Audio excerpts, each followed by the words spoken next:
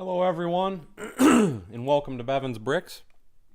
I am going to work a little bit on my Avengers Tower. Now, the first thing I want to say, and I'm hoping it actually works, is that I've made a few different setting changes, and part of the stream is me testing out to see if those changes are actually going to work for me. Because I've been having a lot of difficulties with my streams here lately, and I'm kind of hoping with the new settings that I just did, it's going to alleviate some of that. I am trying to kind of watch off camera, so to speak, as I go, but we're going to see how it works. But anyway, studs up. Hey, how you doing? Brian LeBlanc, how you doing, my friend? Afternoon. Mr. Snow a lot, because I know you just got a bunch of snow. And like I said before in Discord, man, you can keep that stuff there. Oh my God, it got a little chilly here. But thankfully we have no snow at all. And I don't want to see any more snow this year. I am over snow. How are you, Matt? Howdy, howdy.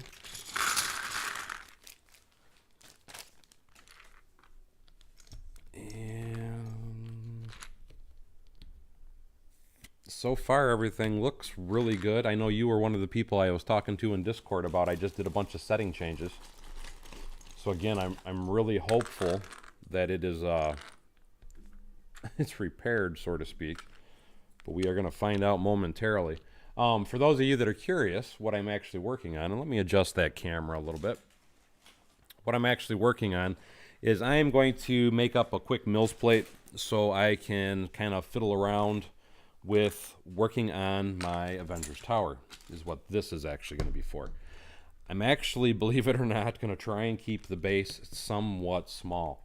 I don't know if I'm going to be able to accomplish everything that I want to accomplish in the space that I'm allotting for myself, but that's why this is kind of a test, just to see if I can pull off what I'm thinking I can pull off in my head anyway. a lot of it's going to depend on how much space as for the height I want, because I want to go 16 stories tall with this particular building, and I don't know if it's going to totally allot me that amount of space with the wedge shape that I'm going to be building. And thank you, Matt. I appreciate it. So far, it seems like it's still working on my side as far as my output is fluctuating, which is how it's been doing it a lot lately, but I'm just hoping it's not showing in the video.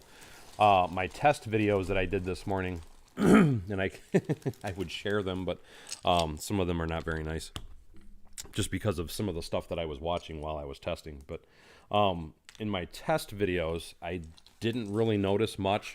Every now and then I would notice a small frame skip. But the thing that I want to say about that, when I did notice a small frame skip, I would usually say something when it was happening, and with me doing that, I knew when my screen over here, my output was basically at 0, and that's the only time I noticed any type of frame skip, but I never disconnected or nothing, so I'm really hopeful this is going to work.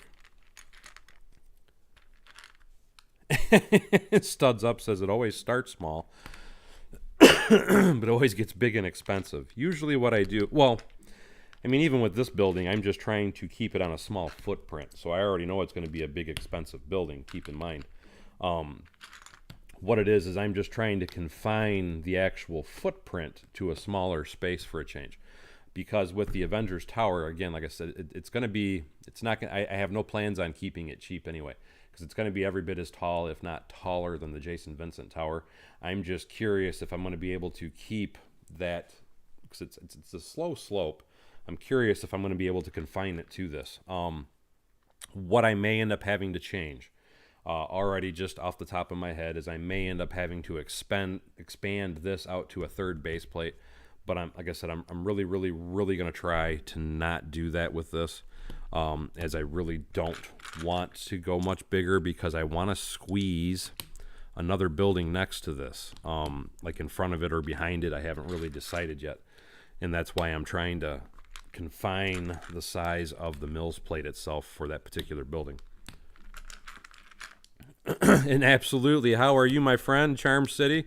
All skyscrapers are expensive, and that's one of the reasons why People always ask me, why don't I do interiors on them? Now, this particular one, I've already told everybody, the reason I've been building all these Avengers sets here lately is because I'm going to use them in the interior. So it's going to have an interior, but it's still going to be very basic. And like what Charm was just saying, they are expensive. And the reason that I'm bringing that up is everybody's always asking me, why aren't you putting an interior in a building? Typically, if I was to put an interior in a skyscraper, the interior will usually cost twice as much as the building itself. And there's no point in filling up a building that's never going to be seen on the inside. But it is a very common question. And how are you, Kyle, my friend? Aaron DeLello, I hope I said that correctly. How are you? Thank you for signing in.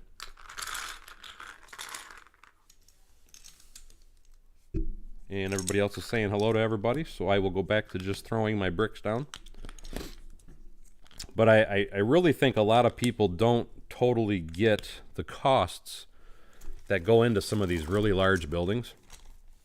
And I'm not complaining about it, don't get me wrong. I love to build huge, but that, like I said, is the primary reason that you'll never see me really do many interiors. And it's not that I won't ever do an interior. Some of the buildings I have, I will probably put small interiors in at a later date. It's just, it's really not a concern going forward for most of my builds anyway. Because again, you really don't see the interiors. I am doing great. How are you doing, my friend? MD Bricks Productions. Hello, hello. And so far, to me anyway, everything looks like it's holding steady. So I'm really hoping, because I made some adjustments on my live stream settings, because as a lot of you know, and I may have already said this, so I'm probably just rambling, but as a lot of you know, this last week, I have been having a ton, and I mean a ton, of problems with my streams. Constantly locking up, dropping signal, the whole 9 yards, which has made them very unenjoyable for not only me, but for the people watching. And I made a bunch of, I sat out here for about 2 hours this morning doing nothing but test streams. And what I mean by test streams is they were private streams that I was just doing, and then I would watch and play them back to see if anything that I was physically changing in my settings was actually improving the stream quality. And this last test that I did, so to speak, seemed, and say hello to my little friend, he's about to kick on, seemed to really do a lot of improvements to the quality. And that's the biggest reason I'm getting on right now, is to test and see if I'm right in the fact that I think I might have finally figured out a way to make it better.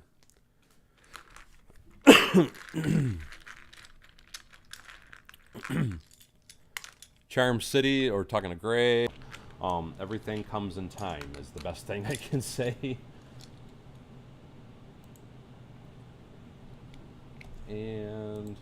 But once I see it, because I have not seen it yet, I will make a video after I receive it.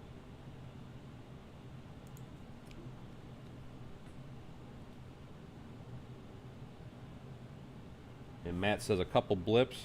I just noticed that myself, and I'm wondering, did that setting actually save? I'm hoping I didn't screw up and forget to save the setting change. Let me double check a few things real quick. Replay buffer, recording, stream delay, preserve cutoff. Bear with me while I'm just trying to check.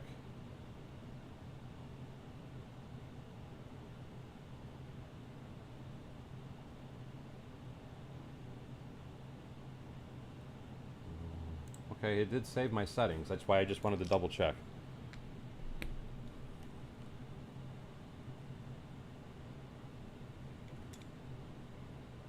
Now, when you guys say blip, did I like totally black out, lock out, lag out? Did it totally end? Because that's my thing, is I was tired of how, because I've watched some of the playbacks, and man, they were horrible. And I did drop way down, because it's like right now I'm down at 1,000 kilobytes a second, which is extremely low. And I'm kind of maintaining that 1,000 kilobytes a second right now. But normally when I would do that during a live stream, even right now, I would be freezing and locking and all that. So I'm curious, is that, I mean, does it look good right now? Because now would be another time that I would normally have an issue. Bricks Brick said it did lock up for about a second.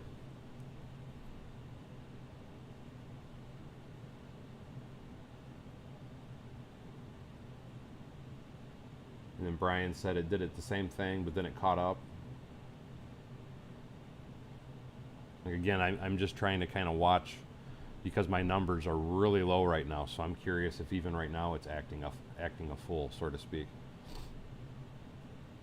And Greg says it's still solid to him, so that to me that's obviously a huge improvement.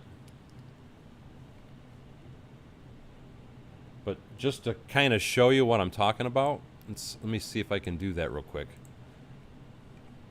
Because this to me is horrible. But I want to show you down here, because that's what I'm watching on my own screen. I am down at 1,279 kilobytes, which to me is horrible. And as you can see, it's constantly dropping and changing. But normally when that would occur, like it's doing right now, because it's staying pretty low. Normally when that would occur, we would be experiencing horrible, horrible, horrible lag. And that's why I feel like, I mean, I'm still going to probably have lag, don't get me wrong. But as long as it's staying connected, to me, it's like freaking, it's a huge improvement. And thank you, Greg. I appreciate that.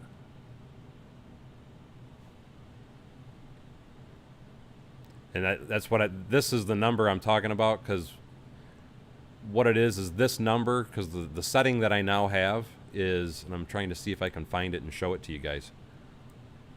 I had found, this is just for anybody else that wants to do live streams themselves, just so you have an idea. I had found over here, and I'm trying to remember where the setting was at, so bear with me. That's not it. Recording. It's going to take me a minute to find it. I might have to actually try and make a video later to find it. But there is a setting that I enabled, preserve cutoff point. This is one of the things I changed. There it is, right here. This right here is what I physically changed on my stream. Dynamically change bit rate when dropping frames while streaming. Before, the way that it was absolutely set before was low latency, or not low, it was enable, or no, none of them were selected, excuse me. None of that was selected at all. And I selected this setting right here. So under advanced, under network, I selected dynamic change bitrate when dropping frames while streaming. And with my tests anyway, that seems to be the sweet spot, the button that you need to have. As it's so far with my tests anyway, my stream has really improved. And again, for anybody that's live streaming and uses Streamlabs OBS, if you have internet issues like I do, you want to make sure this is checked. And then as you can see, this number right here is constantly fluctuating based upon the output of my internet. And that's changing because I selected that setting. Like I said, again, it just kind of trying to show you guys, just for anybody else that does live streams or anything, because I always try to share everything and anything I can with anybody just to try and help other people as well. But that is what the change is, and that is what I'm actually testing right now, is trying to see if it's an improvement.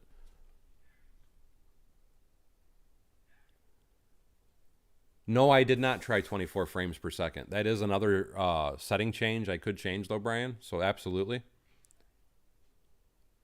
And hey, how you doing, Bruno? How you doing, Aaron DeLallo? How you doing, Amar Hot? It's another interesting name. He says, I'm a longtime viewer, first time in your live stream. Just wanted to say great content, and thank you so much, Amar. I hope I'm saying that right anyway, but thank you so much, Amar. I really do appreciate it, and welcome to the stream, my friend. Mike McDonald says greetings, and Greg Bassett's talking to Mike. But again, Greg, Brian, Matt, all you guys, I know you're still out there. And Lego T, hello, how you doing? I'm sorry, I just noticed I skipped over you. And Miguel Lopez, I hope I said that right. Thank you so much. But again, you guys, if you can note anytime you notice a problem, so that way, like how many seconds or minutes or whatever into the stream it's happening, just so I can kind of verify with my own settings what happened, what occurred, so I can make some more tweaks. Let me get some plates though, because I want to cover this up. MD Bricks Productions is asking, does Lego ship to the Middle East countries? I would think so, but I honestly don't know, because I don't personally live there to ship there, so I really don't know, but I would think that they do. And Bear, hey, how you doing? Let me grab some parts.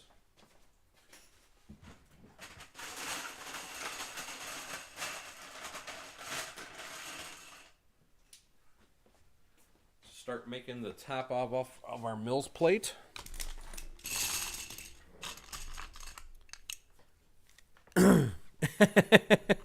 I wouldn't say it's too big anyway. To me, it's only two plates wide, so it's not too bad anyway.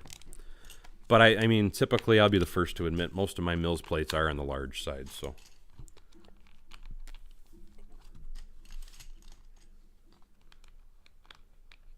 And awesome, thank you, Omar. I appreciate that and letting me know that I am saying it right.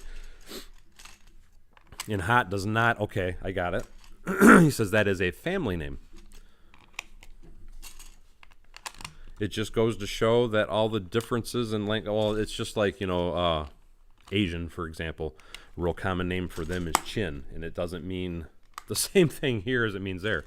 Because here, when you hear chin, you automatically think the chin, but that's not what it means. So I totally understand and get what you're saying.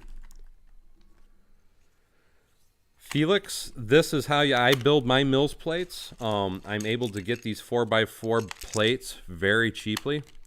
And after I get this base plate assembled, I will show you why I build in this manner and fashion.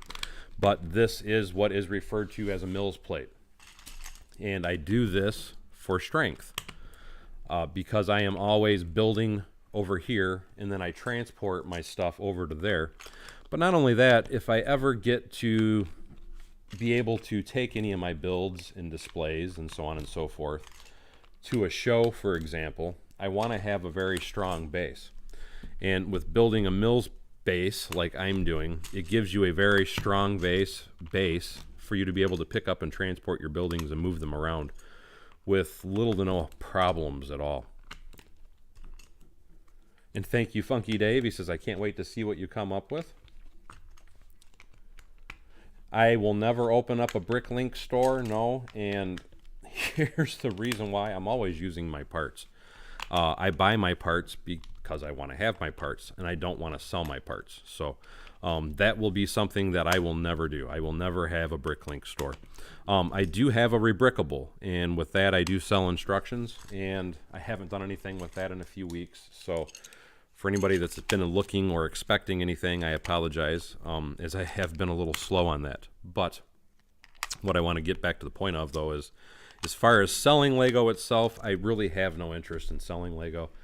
This is something that I enjoy tremendously, is building with Lego. And with saying that, I don't want to sell it. I just don't. I have no desire to sell anything that I have.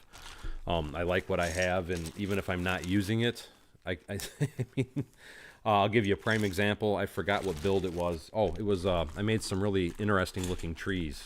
That was about 2 or 3 months ago. But those trees I made from parts that had been sitting on a shelf over here in one of my drawers, and I had those parts for close to 15 years, and I never really knew what to do with them. And then one day I just kind of got the idea, hey, let's try this, and I made a tree out of it. And had I sold those parts, I would have never done that, and that's why I say I will never, ever, ever have a Bricklink store. And exactly, because Mike even answered that question as well. No, I do not sell Lego. Felix says, I mean, why do you have the base plates on the other side and not 4x4 plates on both sides of the Mills plate? Well, the whole point of doing this is because this is your base for your Mills plate. And by having the plates like that, essentially what you're doing is you're creating a layer here, because you don't want your I'm trying to think of how I can explain it. If I put 4x4 plates down, and then I put my 2x2 bricks on it, and then if I put more 4x4 plates on top, now you have this constant seam that would be running through this base plate, experiencing a bunch of problems. because I actually went to 0, which means I totally disconnected. And that was at 12:38. I'm curious, how bad was it to you guys? Because I just totally lost all signal and all connection.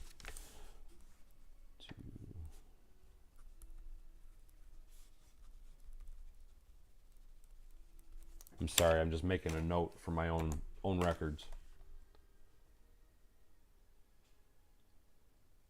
But obviously I didn't totally black out, and that. Like I said, that is still an improvement. But bruh, Matt said it was a 5-second delay lockup.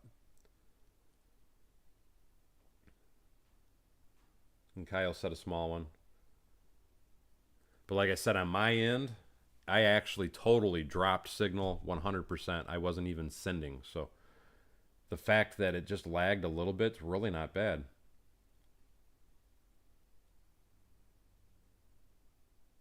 And thank you. Still so far, so that's twice now that it's done it, correct? Let me grab some more plates.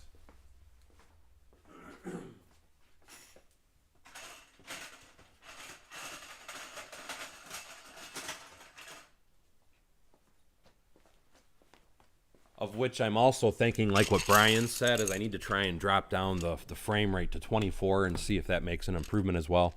And I am Gark 83 says Godzilla or Kong, who wins? And thank you so much for that $2 donation. That was very kind of you, my friend. I really do appreciate it. Hey Dale, how you doing? Maybe we need to go back in time. That would be nice. Like they did in Endgame.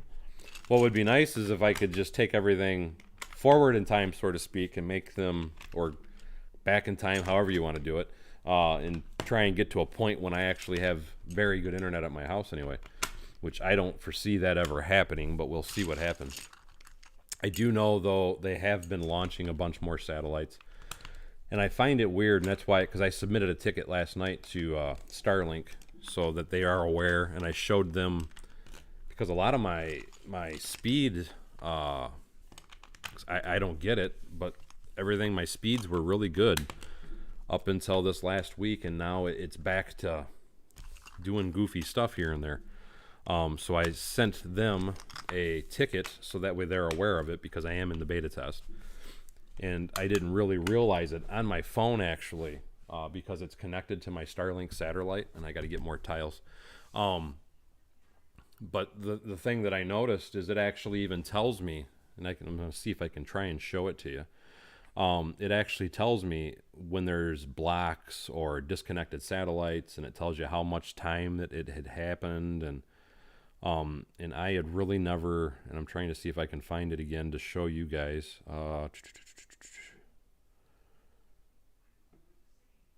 But I was actually pretty impressed with the amount of information that they give you. There it is. So at right now, looking at 12:38 is when we just noticed the last blip, and I can show you on my phone that we actually had, and I'm going to try and show it to you here anyway. Right at 12:38, you can see there was no satellite, no upload. So that was that problem right there. So I can physically circle that now, and I can send it to them.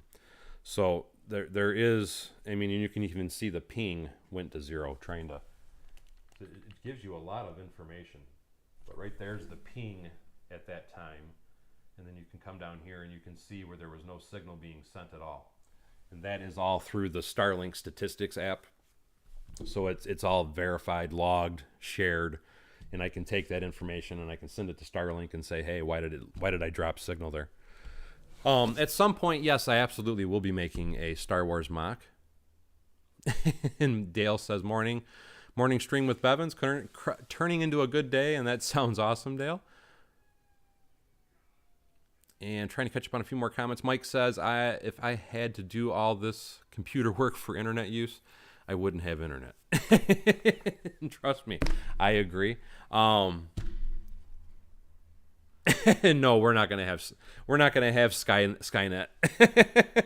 Although that was the first thing I thought of when I saw them come out with the Starlink system. I thought, oh, look, it's Skynet. Let me get some more plates because I thought I grabbed enough, but obviously I didn't.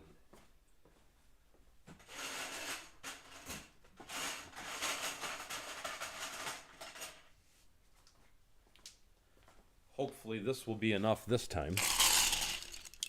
And if not, I will just go back and grab some more.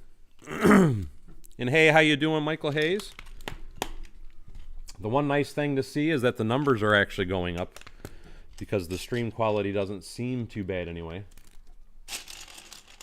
Did we make a sacrifice? No, I did not make a sacrifice to the internet gods today, so that could be part of our problem. Maybe I should use my dog. I say that because my dog's a blockhead. What it is, he's a blockhead, but he's very protective over my daughter. My daughter is his best friend, and she doesn't go anywhere in the house without him. I think it's funny because even when she goes to use the bathroom, she makes him stay outside, obviously, but he sits at the door in a protective state. But when they're in her bedroom, if anybody was to knock on the door or if somebody walks past her door and things like that, he just starts losing his mind because he's trying to let my daughter know, hey, somebody's near, and he doesn't like it. Like I said, he's my little blockhead, but he's getting old, so I'm not going to change that now. But there are times I would like to choke him because he barks so much, and so would my daughter. But he's set in his ways, and that is that. And I think I got it all down.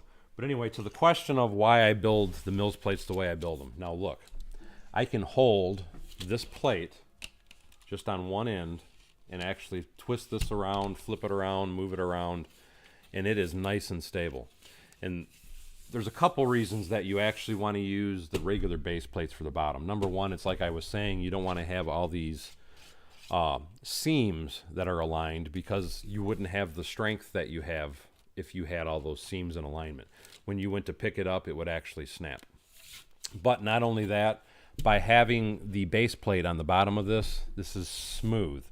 So when you go and take it and put it on a table, or when you go to transport it or whatever, you pick it up, you can take it, and it'll slide easily over whatever you have. Where if you were going to be using the bottom of this as the bottom of your Mills plate, now you have all these creases, crevices, and holes and such that could catch onto things, and you wouldn't have that nice sliding ability, so to speak. So that is why you do the regular base plate, and then you put the 4x4 plates on top of it. And no, you never have enough plates. You are absolutely right, Kyle.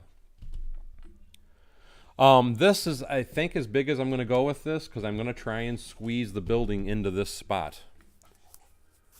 And that's awesome, Zach. He says he just received his Sith mosaic.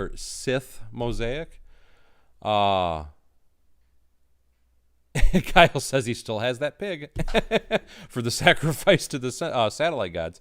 Mike McDonald says, I'm currently praying to the gods.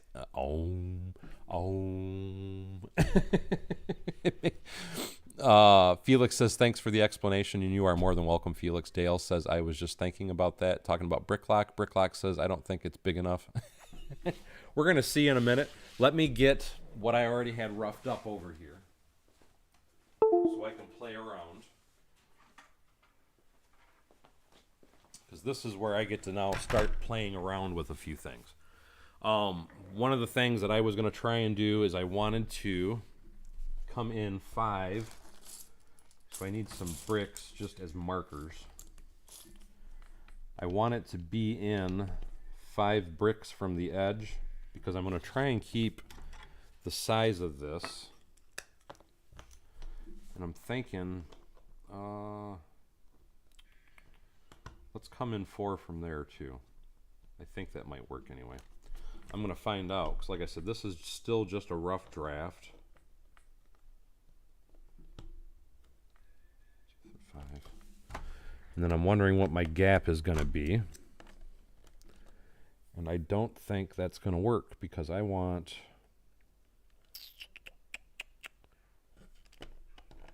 want to have here.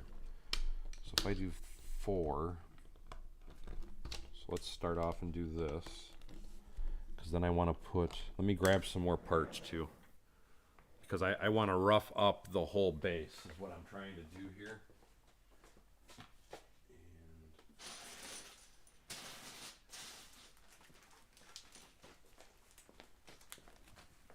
Just trying to kind of get an idea, and bear with me for a moment. I'm thinking I'm gonna do that right, yeah.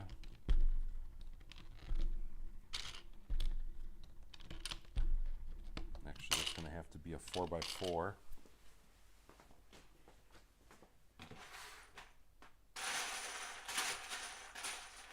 Oh, actually, no, I don't want to do that. I need, bear with me, I haven't done my Bricklink hauls. I gotta find a bag of parts over here.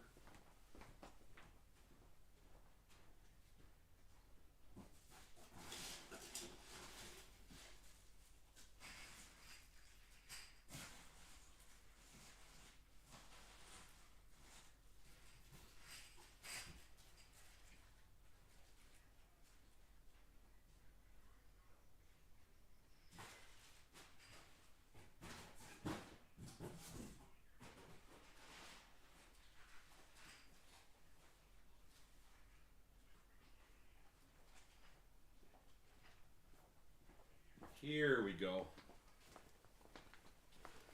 I'm so behind on videos and I don't want to wait to do a video to use the parts, so I am just going to start using my parts.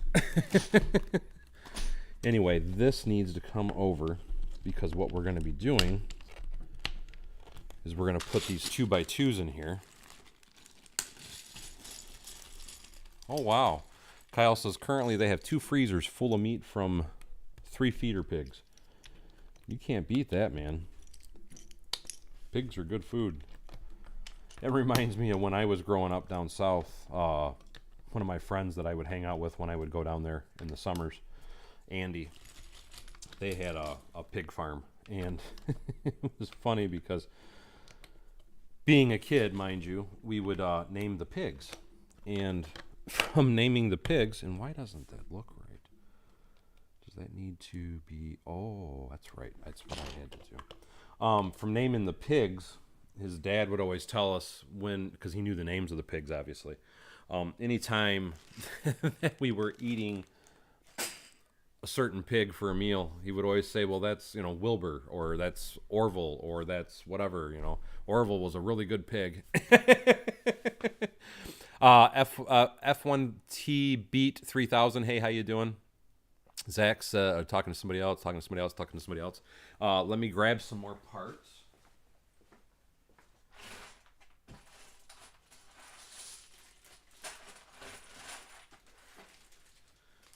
This is where the parts start to fly, and this is why I order mass quantities of parts.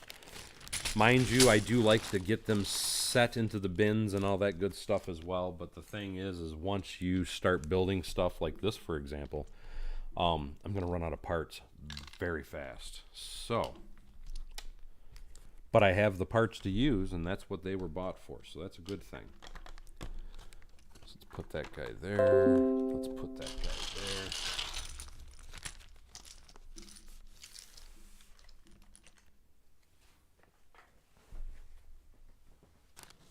Pass me exactly. Pass me another slice of Orville. That's exactly what it was like. We'd all sit there and laugh and joke about it, and probably to some people that would seem kind of gruesome, but it was how I grew up. So it was, to me, it was funny and normal. But I don't know that everybody would feel that way.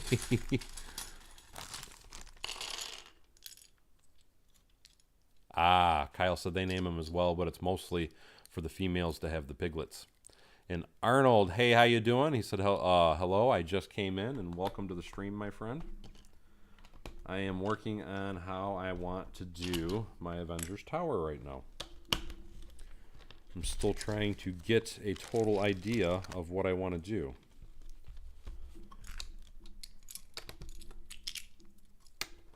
That was kind of what I had in my head for the back portion of it anyway. And I'm going to need, oh, I got a couple more here, so we're good for the moment. But I'm probably going to have to go get some parts here shortly. Now the next thing is I was going to bring a white.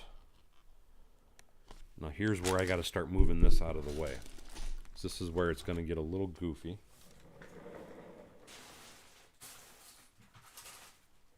I'm going to start stealing some of this.